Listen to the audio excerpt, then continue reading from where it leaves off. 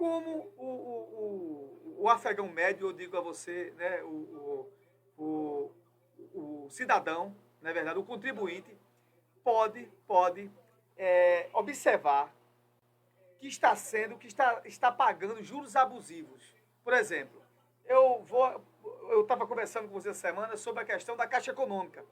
Né? Você que retira um financiamento da Caixa Econômica, parece que sua dívida não vai ter fim nunca.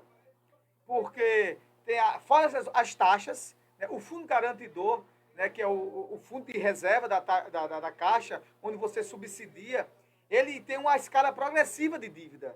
Quanto você mais paga, ele vai atualizando, atualizando. E, por exemplo, eu conheço várias pessoas, veja só, que no auge da pandemia, estavam pagando, né, as parcelas do financiamento e a Caixa ofereceu, olha, a gente pode aqui diminuir tua dívida, porque por uma questão de redução de renda, e a gente pega o teu saldo devedor, lança de novo.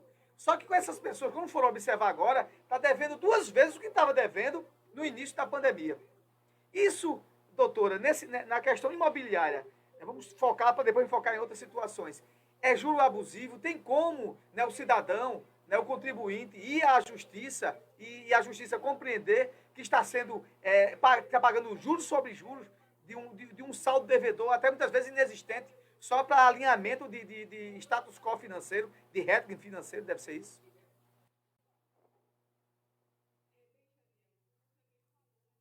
Falou demanda muito alta em relação à revisão de contratos. Não somente contratos de financiamento imobiliário, mas também contratos de financiamento de veículos, enfim. E o que muitas vezes acontece? O consumidor médio, né, que é o cidadão comum, assim dizendo, ele não tem conhecimento jurídico suficiente para analisar um contrato a fundo. Então, muitas vezes ele chega na instituição financeira, no banco, senta lá, induzido a assinar um contrato sem ler, muitas vezes, e acaba aceitando termos, né, de juros abusivos. O que a gente considera juros abusivos? São juros que não estão dentro da adequação do mercado e do que diz a lei. Também tem a gente tem, né, na população a falsa impressão de que eu assinei um contrato, então tudo que está ali é válido. Então, nem sempre isso, né? Cabe à justiça, ao juiz, basilar as questões que estão no contrato. Então, não é porque você aceitou que é legal. É importante frisar isso.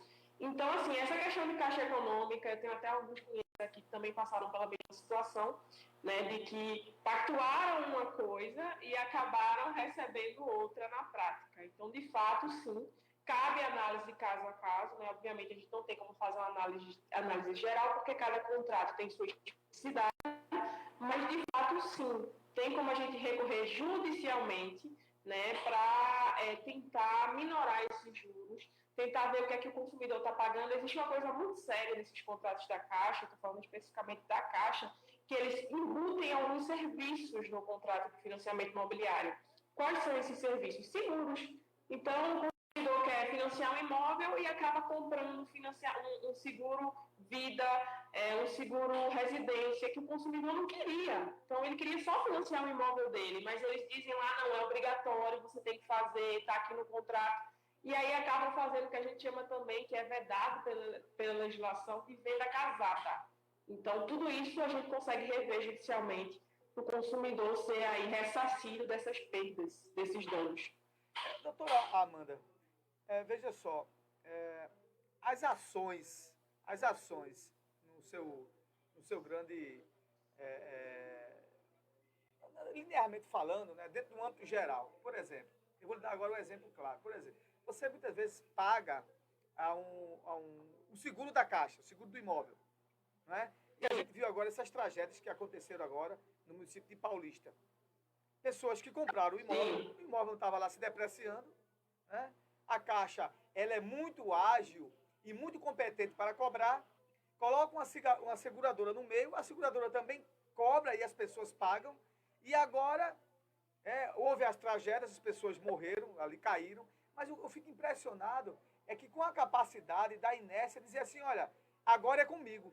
A Caixa, ela não assume as responsabilidades quando acontecem depreciações do imóvel, né, reconstrução, onde há falhas construtivas, né, e deixa assim o contribuinte ou aquele, né, que foi lá e contraiu um financiamento, ao Deus dará, ó, procura a justiça. Se a justiça der, a gente faz. E já tem sido praxe isso. Né? Eu acho que o sistema financeiro da Caixa, ela maltrata o cliente.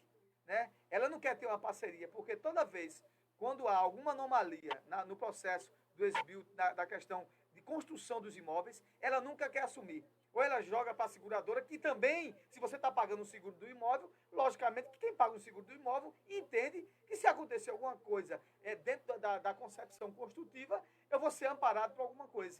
E você vê que nem dentro de uma tragédia, onde pessoas morreram, né, as pessoas que ficaram vivas, sabem para onde vai, e porque nem a Caixa diz que a responsabilidade é da a seguradora diz que é a Caixa, mas ninguém tem a capacidade de assumir e dizer, olha, a gente não cobrou, então a gente tem que ter responsabilidade também. É impressionante que tem que sempre ir à justiça.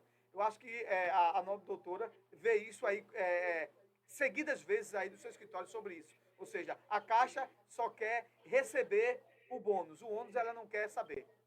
Ela não assume ônus. Sim, com certeza. É muito, muito comum aqui ações contra a Caixa e, assim, eles utilizam o subterfúgio de que são uma instituição pública, entre aspas, né, para fazer o que bem querem com o consumidor. E a gente tem que estar recorrendo à justiça, a gente tem tido aí uma boa aceitabilidade em relação às ações que a gente tem tentado aqui no escritório, né, tanto a revisional, como também ações, né, de construções mal feitas, como você bem falou, é que a Caixa tem responsabilidade, todo empreendimento, para ele ser financiado pela Caixa, precisa passar por uma perícia, a Caixa faz vistorias para poder autorizar esses financiamentos, então, logo, ela também tem responsabilidade sobre a qualidade desse empreendimento. Então, tudo isso a gente tenta aqui, dentro do escritório, conseguir para o consumidor, através da via judicial, obviamente, porque administrativamente a Caixa não sequer responde e-mail. Para você ter noção, o juiz às vezes pede alguns ofícios durante o processo, né? E esses ofícios não são respondidos, a Caixa não responde nem mesmo ao juiz. Então, é nesse nível de desleixo. Mas a gente tem conseguido e o consumidor ele não fica desamparado. Mesmo que seja pela via judicial, a gente força ao cumprimento da obrigação. Doutora Amanda, o que acontece mais, que chega mais no seu escritório? O que é rotineiro na questão dos financiamentos da Caixa, assim, quando observa essas anomalias e esses abusos? O que chega mais? Chega muito sobre venda casada. Então, o consumidor fez lá um financiamento de um imóvel X, né? E muitas vezes é um imóvel de baixo valor, né? O primeiro imóvel da pessoa é um sonho. E aí chega aqui o consumidor se pega diante de um monte de surpresas indesejadas, né? De seguros, e, enfim, mil coisas que são embutidas no contrato. Isso, assim, é recorde aqui no escritório. Acho que a gente tem seguramente mais de 40 ações desse tipo com este objeto específico. No final, eu já não tenho nem mais conta. Porque, como você bem falou, depois da pandemia, alguns índices sofreram algumas alterações, né? Principalmente por questão da inflação, a gente teve uma desvalorização da moeda considerável. E aí os bancos se aproveitaram desse momento o devedor dos... Então, pessoas que pagavam, sei lá, R$1.000 de parcela, passaram a pagar 1.800. E não entenderam por quê. Então, a gente sentou, conversou, e aí a gente entrou na justiça sob o argumento de que existia um fato superveniente ao contrato, ou seja, que aconteceu após a assinatura do contrato, que ninguém podia prever, que é uma pandemia, e que deixou o contrato desequilibrado economicamente. E a gente tem conseguido eliminar, né, trazer o índice de correção para o patamar antes da pandemia, para que o cliente não pague um valor tão exorbitante como estava acontecendo antes.